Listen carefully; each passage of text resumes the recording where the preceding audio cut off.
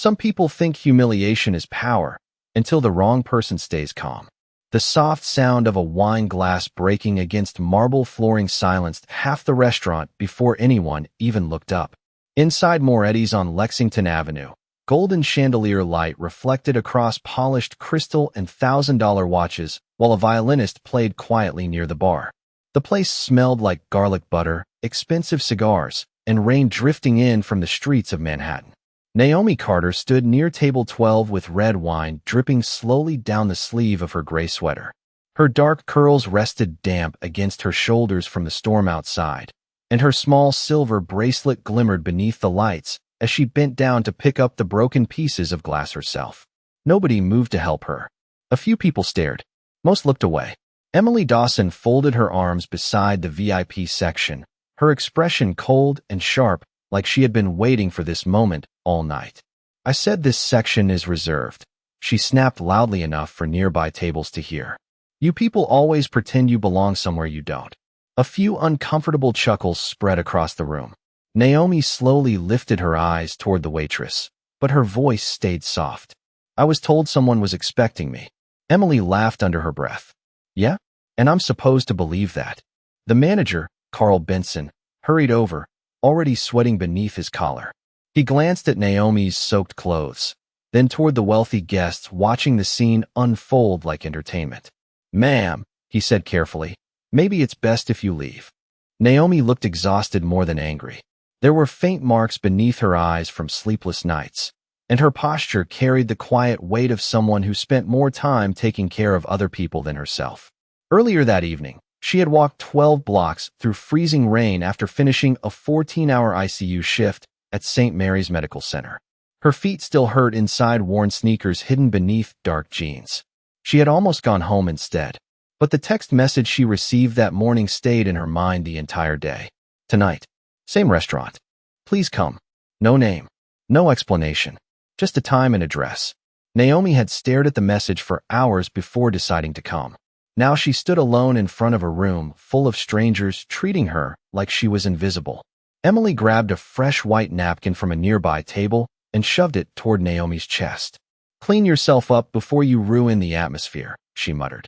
The words hit harder than the wine. Still, Naomi simply nodded once. No yelling. No argument. That almost irritated Emily more. One man, near the bar, quietly lifted his phone and began recording. Another whispered something that made his date smirk behind her champagne glass. Naomi knelt carefully to gather the remaining shards near her feet, while the violin music continued in the background like none of this mattered. Then suddenly, from the corner booth near the window, a child's harsh coughing broke through the room. At first nobody reacted. A little girl around 7 years old clutched her throat while her mother panicked beside her seat. The child's breathing turned uneven and strained. Silverware clattered onto the table. "Sophia," the mother cried. "Baby, breathe." Fear moved across the room instantly, but nobody knew what to do. Naomi's eyes lifted toward the booth. And for the very first time that night, something inside her expression changed.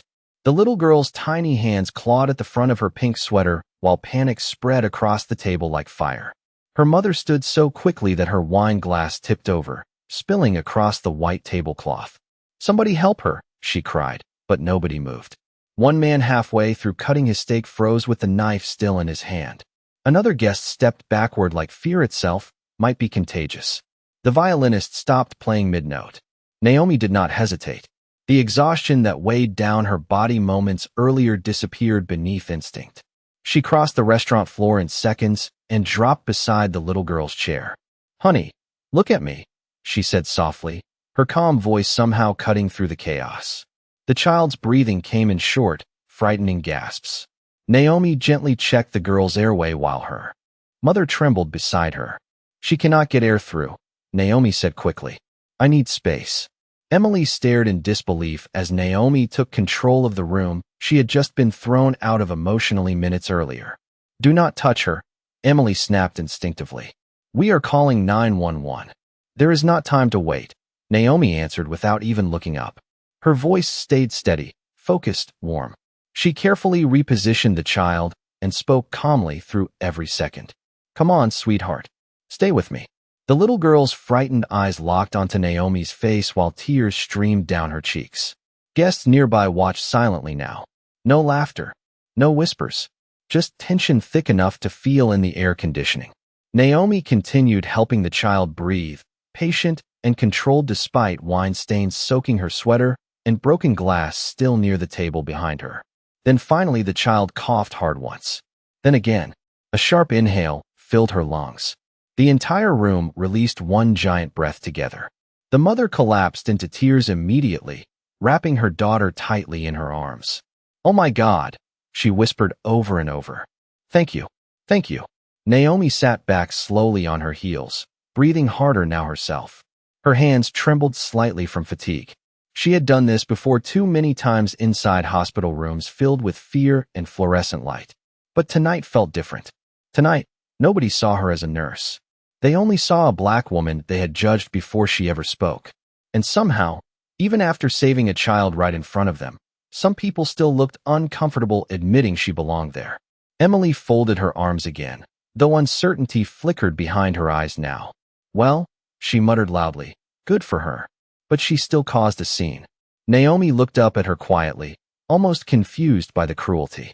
The little girl's mother immediately turned toward Emily in shock. "Caused a scene? She just saved my daughter." But the manager stepped in quickly before the argument could grow. Carl forced an awkward smile toward the surrounding tables.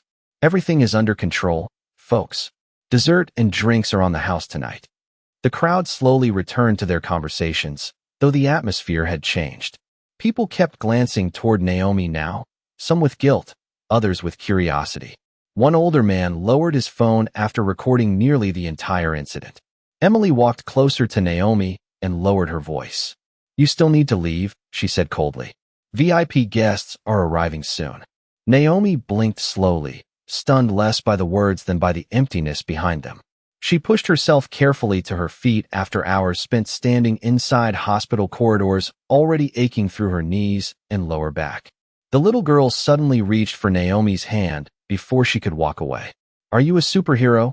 the child asked softly. Naomi smiled for the very first time that night. "Small, tired, real. No, baby," she whispered gently. "I am just someone who stayed." Naomi gently squeezed the little girl's hand one last time before stepping back from the table. But the warmth of that small moment disappeared almost immediately beneath the cold atmosphere returning to the restaurant. The mother continued thanking her through tears while nearby guests whispered behind half-finished cocktails and candlelight. Some suddenly acted polite now, as if watching Naomi save a child had forced them to reconsider the judgment written across their faces earlier. But others looked irritated that the elegant mood of their expensive evening had been interrupted at all. Emily noticed the shift instantly, and resentment tightened her expression. People were looking at Naomi differently now, and she hated it. "The ambulance is already coming," Emily announced loudly, trying to reclaim control of the room. "Everything is handled." Naomi nodded politely and reached for her worn brown coat, resting over the back of a chair near the entrance. Rain tapped softly against the massive front windows overlooking Lexington Avenue, while traffic lights painted red and yellow reflections across the wet sidewalk outside. She just wanted to leave quietly now. Her entire body ached with exhaustion. She could still smell hospital sanitizer lingering faintly on her skin beneath the expensive perfumes drifting through the restaurant. But before Naomi could take more than 2 steps, Carl moved in front of her again. "Actually," he said carefully, lowering his voice, "it would probably be best if you exited through the side door." Naomi blinked slowly. "The side door?" Carl forced a smile that never reached his eyes. "We have important guests arriving soon. I do not want confusion at the front entrance." The meaning behind his words landed clearly. Naomi looked toward the front windows where wealthy couples laughed beneath crystal chandeliers, while valets hurried through the rain outside. Then she looked back at Carl. "I understand," she said softly. She always said that. In hospitals, on buses, in stores where security followed her too closely, in rooms where people decided who she was before hearing her speak. Emily grabbed the wet coat from Naomi's chair and handed it to her, using only 2 fingers, like touching it too long might stain her somehow. "There," Emily muttered. "At least try not to drip on anything else." The little girl's mother overheard that comment and looked horrified. How can you speak to her like that after what she just did? Emily crossed her arms defensively. Saving somebody does not mean she gets special treatment. Naomi could see the argument growing again, tension crawling across every table nearby. Quietly, she stepped between them. It is okay, she told the mother gently. Your daughter is breathing. That is what matters. The woman stared at Naomi with disbelief, almost unable to understand how someone treated so cruelly could still sound kind. Naomi simply offered a tired smile and walked toward the narrow hallway leading to the employee exit. Her sneakers squeaked faintly against polished marble floors still sticky from spilled wine. Behind her, conversations slowly resumed again, though softer now. More careful. People were watching her leave. Near the hallway entrance, Naomi paused briefly beneath a dim wall light and checked her phone for the first time in nearly an hour. No new messages. Just the same text from earlier that day glowing across the cracked screen. Tonight. Same restaurant. Please come. Her thumb hovered over the number. Tempted to finally ask who kept sending these mysterious invitations year after year. 3 years. Same date. Same place. Always unsigned. Naomi slipped the phone back into her pocket with a quiet sigh. Maybe tonight would end exactly like the others. Silence. But as she pushed open the heavy back door into the cold Manhattan rain, none of them inside noticed the black SUVs slowly turning onto Lexington Avenue from 3 blocks away. Cold rain hit Naomi's face the second she stepped into the alley behind the restaurant. The city sounded different back there. No soft violin music. No polished laughter. Just distant sirens, dripping fire escapes, and the hum of traffic rolling through wet Manhattan streets. She pulled her brown coat tighter around herself and sat carefully on the concrete steps near the employee entrance. Water darkened the edges of her jeans while steam rose faintly from nearby sewer grates into the freezing night air. For a moment, Naomi simply closed her eyes. Her body felt heavy now that the adrenaline was gone. 14 hours inside St. Mary's intensive care unit had already drained every ounce of strength from her before she ever walked into Moretti's. Earlier that morning, she had held the hand of an elderly man taking his final breaths while his family cried quietly beside hospital machines. Before that, she spent nearly 3 hours helping stabilize a teenager after a highway accident in Queens. Naomi carried pieces of people home with her every night. Their fear, their pain, their last words. Most days she handled it alone. Tonight was supposed to be different. Tonight, she thought maybe somebody finally remembered her. Rain slid down the silver bracelet resting loosely around her wrist. Naomi rubbed her thumb gently across the faded engraving hidden beneath years of scratches. The bracelet was old now, almost dull under the weak alley light, but she never removed it. Not once in 3 years. Behind the restaurant walls, she could still faintly hear dishes clinking and muffled conversation returning to normal, as if humiliation had become just another part of dinner service. Naomi lowered her head and quietly laughed to herself once. Not because anything felt funny, because she was tired of pretending moments like this still surprised her.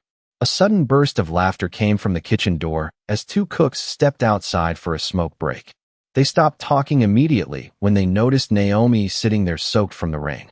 One gave her a quick sympathetic look before both walked farther down the alley without saying anything. People often chose silence when cruelty happened in front of them. It felt safer that way. Naomi understood that too well. She reached into her pocket and checked her phone again. Still nothing. No explanation. No name attached to the mysterious number. Just that same message glowing against the cracked screen. Tonight. Same restaurant. Please come. Her chest tightened slightly. 3 years ago, she almost ignored the first message too. Back then she was still grieving her mother's death while drowning in nursing school debt and overnight hospital shifts. The message had arrived the exact same way. Same date. Same invitation. Same restaurant. Naomi never discovered who sent it because nobody ever showed up. At least that was what she believed. A pair of headlights suddenly swept across the alley entrance, cutting through the rain like pale, silver knives. Naomi looked up slowly as one black SUV rolled past the front of the restaurant. Then another followed behind it. Then a third. Expensive vehicles. Dark windows. Quiet engines. Something about the atmosphere shifted immediately. Even from outside, Naomi noticed movement inside the restaurant growing faster through the side windows. Staff members hurried across the dining room. Carl appeared near the entrance, adjusting his tie nervously, while Emily fixed her hair in a mirror behind the hostess stand. Whoever had arrived was important enough to make everybody stand straighter. Naomi watched the line of black SUVs stop along the curb beneath glowing streetlights. Raindrops bounced off polished hoods while suited men stepped onto the sidewalk, scanning the area carefully. Then finally the rear passenger door of the last Cadillac opened slowly. A tall man in a charcoal overcoat stepped out into the rain, and the moment his shoes touched the pavement, the entire energy around the restaurant changed. The rain seemed to soften the moment the man stepped out of the Cadillac. Even from the back alley, Naomi could feel the shift ripple through the restaurant walls behind her. The suited men surrounding him moved with quiet precision, holding umbrellas low against the storm while headlights reflected across puddles near the curb. Nobody spoke loudly. Nobody needed to. Power like that carried its own silence. Naomi remained seated on the cold concrete steps, too exhausted to care who had arrived. She lowered her eyes again and rubbed warmth back into her fingers. But then she heard the front doors of the restaurant swing open fast. Carl's nervous voice carried faintly through the rain. "Mr. Moretti, welcome back. We prepared the private dining room exactly the way you requested." Vincent Moretti barely acknowledged him. Tall, calm, dressed in a charcoal coat tailored perfectly across broad shoulders, he looked less like the dangerous rumors whispered about him across New York and more like a man permanently tired of disappointment. Rain touched the silver strands beginning to form near his temples while his dark eyes scanned the entrance slowly. Emily appeared beside Carl almost immediately, smiling too hard now. "It is an honor to have you here tonight," she said carefully. Vincent gave a slight nod, but his attention drifted past her toward the restaurant interior instead. "Someone was supposed to meet me tonight," he said quietly. Even his voice carried weight. Calm, controlled, the kind of voice that made people stop interrupting. Carl straightened immediately. "Of course, sir. We made sure everything was perfect." Vincent's expression never changed. "Did she arrive?" The question hung strangely in the air. Emily exchanged a quick glance with Carl before answering. "I do not think so." But before another word could be spoken, the little girl from earlier suddenly ran across the dining room, holding her mother's hand. "Mommy, that is the lady," she shouted excitedly. "The nurse lady who helped me." Vincent turned slightly toward the child. "What nurse?" he asked. The mother stepped forward nervously. "A woman helped my daughter breathe when nobody else knew what to do." She hesitated after noticing Carl, and Emily stiffened beside her. "She just left through the back exit." Something unreadable crossed Vincent's face. "Slow. Careful. What did she look like?" Emily answered quickly before the mother could speak. "Just some woman causing trouble earlier. We handled it." But the little girl shook her head immediately. "No, she was nice," the child insisted. "She had a shiny bracelet with flowers on it." Vincent froze. Completely. One of the men beside him noticed instantly. "Boss." But Vincent no longer seemed to hear anyone. The noise of the restaurant faded beneath the sound of rain outside. Bracelet with flowers. His jaw tightened slightly as memory rushed across his face. 3 years earlier. Hospital lights. Machines beeping steadily through the night. His daughter Isabella barely breathing after a severe asthma attack that nearly stopped her heart. Doctors moving frantically through the intensive care unit. And one exhausted young nurse staying beside Isabella long after her shift ended because a terrified little girl was too afraid to sleep alone. Vincent remembered waking near dawn and seeing that same nurse quietly asleep in a chair beside his daughter's bed, still wearing hospital scrubs and a silver bracelet engraved with tiny flowers. He had left before learning her name. By the time he returned with flowers and gratitude days later, she had transferred departments. Vincent searched for months afterward. Every year since then, he reserved the same restaurant on the exact anniversary of Isabella surviving. Every year he sent the invitation hoping the mysterious nurse might finally come. Slowly, Vincent lifted his eyes toward the rain-soaked alley visible through the side windows. Then without another word, he turned and walked toward the back exit. The back door creaked open behind Naomi, but she did not turn around immediately. She thought it was another employee coming outside to smoke or throw away trash before closing time. The rain had become softer now, falling in slow silver streaks beneath the alley light while distant thunder rolled somewhere over the East River. Naomi sat quietly with her hands wrapped around herself for warmth, staring at water running along the cracked pavement near her shoes. Then she heard polished dress shoes stop only a few feet away. Silence followed. Not awkward silence. Heavy silence. The kind that arrives when somebody important suddenly does not know what to say. Naomi slowly lifted her eyes. Vincent Moretti stood beneath the dim yellow light near the doorway, rain darkening the shoulders of his expensive charcoal coat. Up close, he looked older than the stories people whispered about him. Tired around the eyes. Controlled in a way that suggested he spent most of his life hiding emotions instead of showing them. Behind him, several suited men waited farther back near the alley entrance, careful not to interrupt. Vincent looked directly at the silver bracelet on Naomi's wrist. Tiny engraved flowers circled the faded metal, nearly worn smooth from years of use. Naomi instinctively covered it slightly with her sleeve. "Where did you get that bracelet?" Vincent asked quietly. Naomi frowned faintly, surprised by the question. "My mother gave it to me before she passed away." Vincent swallowed slowly. Rain tapped against metal fire escapes overhead, while warm restaurant light spilled weakly through the open doorway behind him. 3 years ago, he said carefully, "my daughter nearly died at St. Mary's Medical Center." Naomi's expression shifted almost invisibly. Vincent continued. "She was 7 years old. Severe asthma attack. The doctors stabilized her, but she was terrified afterward. She would not sleep unless one nurse stayed beside her bed." Naomi looked down for a second, memory slowly returning through exhaustion. "Isabella," she whispered softly before she could stop herself. Vincent's entire face changed the moment he heard his daughter's name. Not fear, not anger, something deeper. Relief. "You remember her?"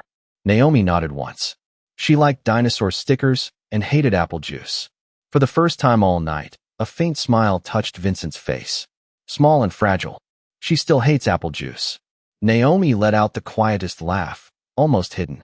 Beneath the rain, Vincent stared at her for a long moment afterward, like he was trying to understand how the woman sitting on cold concrete steps outside a restaurant could possibly be the same person his daughter still talked about after all these years. "I searched for you," he admitted finally. "The hospital could not release your information. Every year I reserved this restaurant, hoping you might appear." Naomi blinked in surprise. "The messages were from you?" Vincent nodded slowly. "I owed you gratitude I never got to give." Naomi looked away toward the rain-soaked alley. "You do not owe me anything. I was doing my job." "No," Vincent said quietly. "You stayed after your shift ended. Isabella told me you sang to her, because she was scared of the machines." Naomi's eyes softened immediately at the memory. She was brave. Vincent glanced toward the restaurant behind him, where music and laughter had returned, as if nothing important had happened. "And tonight," he said carefully, "those people inside humiliated the woman who once protected my child." Naomi quickly shook her head. "Please do not make this bigger than it is." Vincent looked at her almost incredulously. "They sent you out here alone in the rain." Naomi shrugged gently. "I am used to people deciding who I am before they know me." The honesty of that sentence hit harder than anger ever could. Vincent lowered his gaze briefly, and for the first time in years, guilt settled visibly across his face. Because despite all his money, influence, and power, he realized something painful in that moment. The woman who once protected his daughter had walked through the world carrying kindness into rooms that rarely returned it. For several seconds, neither of them spoke. Rainwater dripped steadily from the edge of the fire escape above while the city moved around them without noticing the strange quiet forming in that narrow alley behind the restaurant. Naomi sat with her shoulders slightly hunched against the cold, and Vincent remained standing a few feet away, staring at her with the expression of a man realizing he had arrived too late to witness something important. Inside Moretti's, crystal glasses clinked softly and laughter floated through the walls again. But even from outside, Naomi could feel the atmosphere changing. Word was spreading. Staff members kept peeking nervously through the back door window before quickly disappearing again. Vincent finally removed his coat and stepped closer. "You are freezing," he said quietly. Naomi shook her head immediately. "I am fine." But Vincent gently placed the expensive charcoal coat over her shoulders anyway. The warmth surprised her. So did the gesture itself. Men like Vincent Moretti were not known for kindness in New York. Fear, influence, control, yes. But not gentleness. Naomi looked up at him carefully. Your daughter is okay now? Vincent nodded slowly, and for the first time his guarded expression softened completely. She is 12 now. Plays piano. Talks too much. Still remembers the nurse who stayed beside her when everybody else left the room. Naomi smiled faintly at that. She was scared. So was I, Vincent admitted. The honesty in his voice hung heavily between them. One of the suited men near the alley entrance approached carefully. Sir, he said quietly, the guests inside are waiting. Vincent never looked away from Naomi. They can wait. The man nodded once and stepped back immediately. Naomi noticed the reaction. Everybody around Vincent seemed to move carefully, speak carefully, breathe carefully. Power surrounded him like another layer of clothing.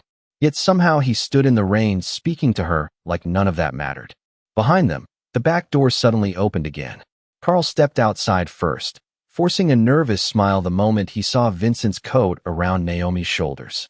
Emily stood just behind him, her face pale now beneath restaurant makeup that no longer hid her anxiety. Neither of them had expected to find the owner of half the city's most feared rumors standing quietly beside the woman they had humiliated less than an hour earlier.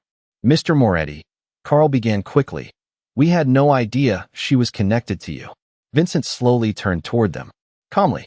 That somehow made it worse. Connected to me, he repeated. Carl swallowed hard. I meant, if we had known she was. Important. Naomi lowered her eyes slightly the moment she heard those words. Important. As if kindness only mattered when attached to status. Vincent noticed the reaction immediately. He looked back at Carl with an expression colder than anger. She was important before I arrived, he said quietly. Emily opened her mouth quickly. Sir, she caused confusion in the dining room, and she saved a child, Vincent interrupted.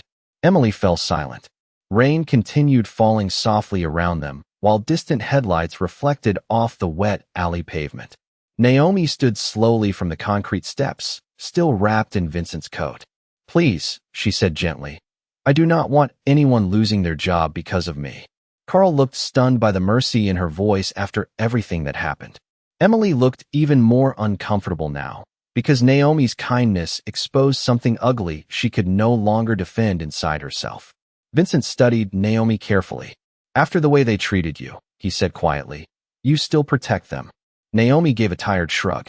Being hurt by people does not give me permission to become cruel. Nobody answered after that. Not Carl. Not Emily. Not even the men standing beside Vincent. Because sometimes the quietest sentence in a room becomes the one nobody can escape hearing.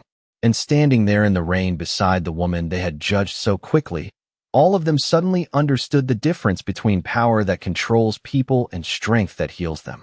The alley remained silent long after Naomi finished speaking.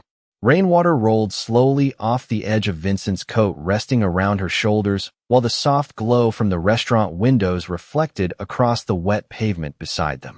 Carl stood frozen near the doorway, his hands clasped tightly in front of him, as if he could somehow hold the situation together through nervous posture alone.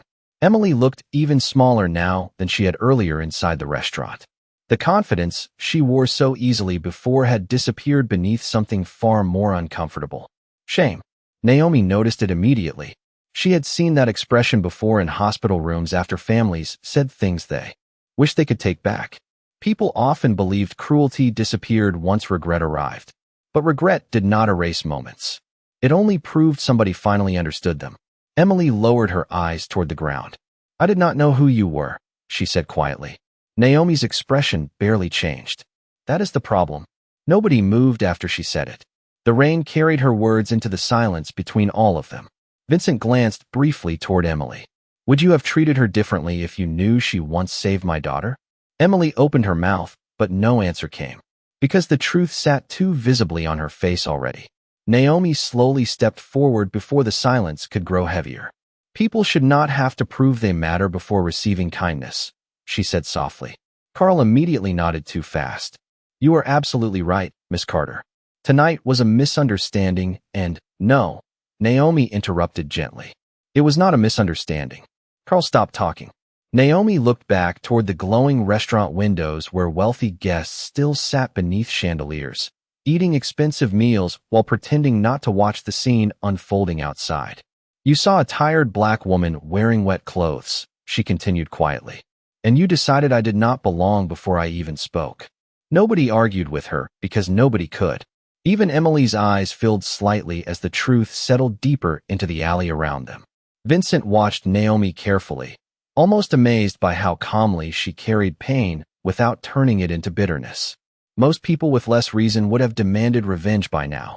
Power, punishment, consequences. But Naomi stood there protecting the dignity of the very people who stripped away hers earlier that night. The back door suddenly opened wider again, and the little girl from earlier peeked outside, holding tightly onto her mother's hand. Mommy said I should thank you again, the child said shyly to Naomi. Naomi immediately softened. You already did, sweetheart. The little girl smiled and stepped closer before wrapping her small arms carefully around Naomi's waist. I was really scared, she whispered. Naomi gently brushed damp hair away from the child's forehead. I know. Vincent looked away briefly then, hiding the emotion crossing his face. Perhaps because he remembered another frightened little girl in another hospital room years ago. Perhaps because he realized the woman standing in front of him had probably comforted hundreds of scared people throughout her life, while receiving very little comfort herself. The child's mother looked toward Emily and Carl before speaking quietly. If she had looked like me tonight, she said carefully, none of this would have happened. Emily's eyes immediately filled with tears because deep down she knew the woman was right. Naomi slowly removed Vincent's coat from her shoulders and handed it back to him. Thank you, she said softly. Vincent accepted the coat but continued watching her carefully. You are leaving? Naomi nodded. I have another hospital shift in 6 hours. Carl looked stunned. After everything tonight? Naomi gave a tired smile. People still need help tomorrow. That sentence seemed to hit everyone harder than anger ever could. Vincent stared at her for another long moment before reaching slowly into his coat pocket and pulling out a small folded card. If you ever need anything, he said quietly. Anything at all, call me directly. Naomi accepted the card politely without even looking at it. Then she turned toward the rain-covered alley leading back to the city streets, carrying herself with the same quiet dignity she had walked in with hours earlier. Only now, every person watching her understood something they had failed to see before. The strongest person in that entire restaurant had never been the one with power. It had always been the woman who chose kindness when cruelty would have been easier. Naomi walked slowly out of the alley and into the cold Manhattan night while rain shimmered beneath the streetlights around her. Traffic rolled steadily down Lexington Avenue, headlights stretching across wet pavement like silver ribbons. Behind her, the back door of the restaurant remained open for several seconds longer than necessary. Nobody inside seemed ready to move again yet. Carl stood frozen near the doorway, staring at the empty space where Naomi had been sitting only moments earlier. Emily remained beside him silently, mascara slightly blurred beneath her eyes as the weight of the night settled heavily across her expression. Inside the restaurant, conversations had changed completely. The same guests who once laughed quietly while Naomi was humiliated now spoke in hushed voices, careful with their words, thoughtful with their glances. Sometimes the truth enters a room softly, but once it arrives, nobody sees things the same way again. Naomi tightened her coat against the wind as she reached the corner crosswalk. She still had to catch the downtown train back to her apartment in Brooklyn. In 6 hours, she would walk back into St. Mary's Medical Center under fluorescent lights and spend another long shift helping strangers survive the worst days of their lives. Nothing about her life had magically become easier tonight. Her rent was still overdue. Her shoes still leaked rainwater through the soles. She still carried exhaustion in her bones like permanent weight. Yet somehow the city around her felt quieter now, lighter. Behind her, Vincent Moretti stepped out from the alley entrance and watched Naomi disappear slowly into the moving crowd beneath umbrellas and glowing storefront signs. One of his men approached carefully beside him. Should we have a car take her home? Vincent looked toward the intersection where Naomi waited patiently for the light to change. No, he answered softly. Tonight, she gave us dignity. The least we can do is give her peace. The man nodded respectfully and stepped back. Vincent remained there a little longer beneath the rain, hands inside his coat pockets, watching the woman who once protected his daughter disappear into the city without asking for anything in return. Inside the restaurant, The little girl from earlier sat quietly at her table coloring on the back of a menu with crayons while her mother watched Naomi through the window. "Mommy," the child whispered softly. Why was everybody mean to her? Her mother looked down at the question for several seconds before answering. "Sometimes people see skin color before they see humanity." The child frowned slightly, but she helped me breathe. Her mother gently brushed hair away from her face. "Exactly." Near the hostess stand, Emily slowly removed the reservation list from the counter with trembling hands. Earlier that night, she had cared more about appearances than people, status more than kindness. But now every reflection in the restaurant windows forced her to confront the same painful truth. The strongest person who walked through those doors tonight had been the woman everybody underestimated. Carl quietly approached her after the final guests began leaving. "You should go home," he said softly. Emily nodded absent-mindedly, then suddenly noticed something resting alone on one of the empty chairs near table 12. Naomi's silver hospital ID badge. Emily picked it up carefully. The plastic was scratched from years of use, but Naomi's photo still showed the same calm eyes and gentle expression. Registered nurse. Intensive care unit. Emily stared at the badge for a long moment while the restaurant lights dimmed around her one by one. Outside, rain continued falling softly across New York City while Naomi disappeared into the crowded subway entrance carrying nothing except her worn coat, her tired smile, and the quiet strength that changed every life she touched. And somewhere behind her, inside a restaurant once filled with judgment, people finally sat alone with the sound of their own conscience.